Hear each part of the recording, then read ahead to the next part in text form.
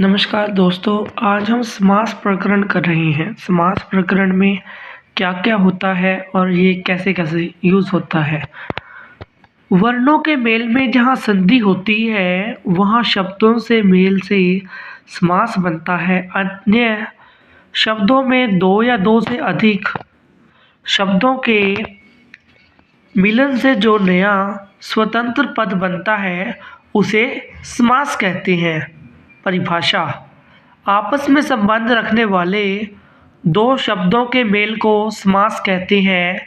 जैसे राजा का महल, राजमहल। विधि के अनुसार, यथा विधि। समास करते समय परस्पर संबंध दिखाने वाले विविक्त चिन्हों का लोप हो जाता है। जैसे गंगा का जल, गंगा जल। गंगा जल में विविक्त का लोप हो गया है। संधि और समास में अंतर और उदाहरण। आंसर है हमारा समास शब्दों से में होता है, जबकि संधि वर्णों में, अक्षरों में होती है। समास करते समय विभक्तियां या संबंधबोधक शब्दों का लोप होता है। संधि में वर्णों का लोप नहीं होता, केवल रूप बदल जाता है। समास का विग्रह करते समय नए शब्दों का आगम या कभी कभी शब्दों का लोप भी हो जाता है। जैसे विद्या जमा आल्य, जिनमें वर्ण अ आ रहते हैं, किंतु प्रतिकूल समास में कुल के विरुद्ध है, प्रति का लोप के आगम है। अब हम समास विग्रह किसे कहते हैं। समस्त पद या समासिक शब्दों के बीच के संबंध को स्पष्ट करना समास विग्रह कहलाता है। यथाशक्ति, शक्ति के अनुसार। तुलसीकृत, तुलसी के द्वारा कृत। समास के कितने भेद होते हैं, प्रत्येक का उदाहरण उल्लेख कीजिए। समास के चार भेद हैं: अव्ययीभाव समास, तत्पुरुष समास, द्वंद्व समास, बहुब्रीहि समास। अव्ययी समास: जिस समास में पहला पद अव्यय हो और दूसरे पद से मिलकर पूरे समस्त पद को ही अव्यय बना दे, उसे अव्ययीभाव समास कहते हैं। जिस समास में पहला पद अव्यय हो और दूसरे पद से मिलकर पूरे समस्त पद को अव्यय बना दे, उसे अव्ययीभाव समास कहते हैं।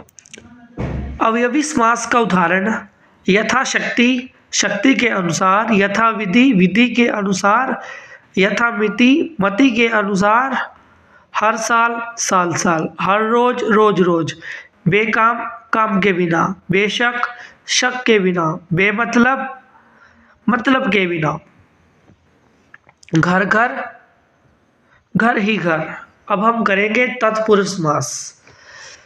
जिस समास में दूसरा पद प्रधान हो, उसे तत्पुरुष समास कहते हैं। इस समास में कर्ता और संबोधक कारकों को छोड़कर शेष सभी कारकों को विभक्त चिन्ह लुप्त हो जाते हैं। जिस कारक की विभक्ति प्रयुक्त होती है, उसी के नाम का तत्पुरुष समास का नामकरण होता है। जैसे कर्म तत्पुरुष, करण तत्पुरुष, संपादन तत्पुरुष, अपादान तत्पुरुष, संबंध तत्पुरुष, अधिकरण तत्पुरुष। अब इसमें हम कर रहे हैं कर्म तत्पुरुष। जिस समास में दो शब्दों के मध्य से कर्म विभक्ति के चिन्हों का लोप होता है, उसे कर्म तत्पुरुष समास कहते हैं। जैसे परालोक गमन, परालोक गमन। परलोक को गमन। जैसे शरणागत, शरण को आगत, शरण में आया हुआ। कर्ता ने कर्म को करण से, देखिए यहाँ पे ये प्रयुक्त हो रही है। अब हम करण तत्पुरुष कर रहे हैं। जिस समास में करण कारक का लोप हो, उसे करण तत्पुरुष कहते हैं। जैसे रेखांकित, रेखा से अंकित। तुलसीकृत, तुलसी द्वारा कृत। हस्तलिखित, हाथ से लिखित। ये हमारा कर्ण तत्पुरुष। संपादन तत्पुरुष: जिस समास में समास करते समय संप्रदान कारक चिन्ह के लिए का लोप हो उसे संप्रदान कहते हैं। जैसे हथकड़ी, हाथ के लिए कड़ी। क्रीड़ा क्षेत्र, क्रीड़ा के लिए क्षेत्र। अपादान तत्पुरुष, जिस समास में अपादान कारक में जुदाई का लोप हो उसे कहते हैं अपादान तत्पुरुष समास। जैसे ऋण मुक्त, ऋण से मुक्त। भयभीत, भय से भीत। अब हम संबंध तत्पुरुष कर रहे हैं। समास करते समय जब संबंध कारक चिन्हों का के की का लोप हो जाए वहाँ संबंध तत्पुरुष होता है। जैसे विश्वास पात्र, विश्वास का पात्र। खुड़दौड़, खोड़ों की दौड़। राष्ट्रपति, राष्ट्र का पति। जन्मभूमि, जन्म की भूमि।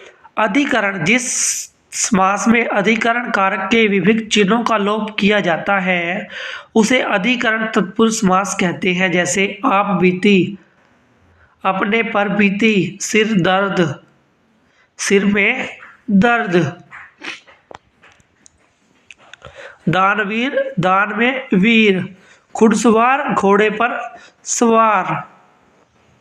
नहीं है उपपद तत्पुरुष, जिस समस्त पद के दोनों शब्दों और पदों के मध्य में से कोई पद लुप्त हो उसे उपपद समास कहते हैं। जैसे रेलगाड़ी, रेल पर चलने वाली गाड़ी। पंचक्की, पानी से चलने वाली चक्की। दही बड़ा, दही में डूबा हुआ बड़ा। कर्मधारय तत्पुरुष समास की परिभाषा। कर्मधारय तत्पुरुष समास का एक ही भेद है जिस समास में उत्तर पद प्रधान हो किंतु पूर्व पद और उत्तर पद में उपमेय और उपमान का विशेषण विशेष्य का संबंध हो उसे कर्मधारय तत्पुरुष समास कहते हैं। जैसे उपमेय उपमेय संबंध का संबंध है चंद्रमुख, चंद्रमा के समान मुख। मुख चंद्र, मुख रूपी चंद्र।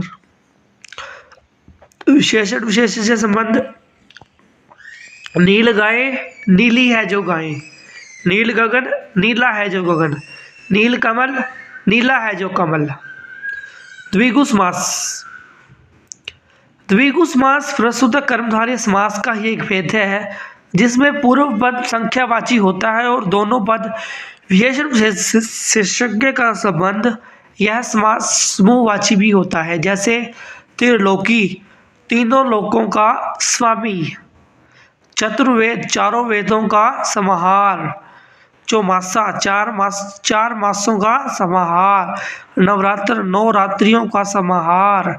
शताब्दी, 100 वर्षों का समाहार। पंचवटी, 5 वटों का समाहार। चौराहा, 4 राहों का समाहार। अब हम द्वंद्व समास कर रहे हैं। जिस समास में दोनों पद समान रूप से प्रधान हो उसे द्वंद्व समास कहते हैं। इसमें समय और या और समुचित शब्दों का लोप होता है। जैसे गंगा यमुना, गंगा और यमुना। जल थल, जल और थल। माता पिता, माता और पिता। थन मानी, थनी और मानी।